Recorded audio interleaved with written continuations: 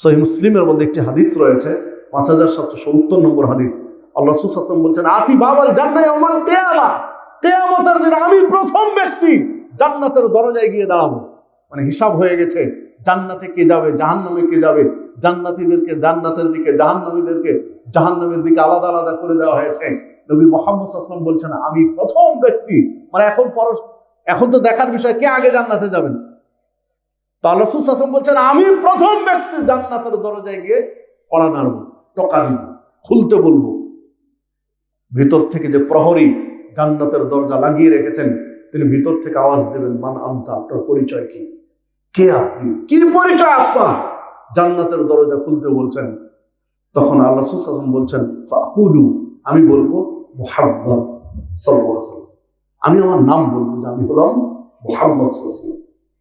আল্লাহ রাসূল সাল্লাল্লাহু আলাইহি ওয়াসাল্লাম বলছেন, আমার নাম শোনার সাথে সাথে ভিতরের প্রহরী ফেরেশতা, পাহারাদানকারী ফেরেশতা, দরজার প্রহরী দরজা খুলে দিবেন, নাম শুনেই খুলে দিবেন, খুলে দিয়ে বলবেন, বিকাউমিরতু লা আফতাহু লিআহাদিন ক্বাবলাক, আল্লাহ রাব্বুল আলামিন এই দরজায় আমাকে সেই যুগ যুগ ধরে রেখে দিয়েছেন পাহারা দিতে।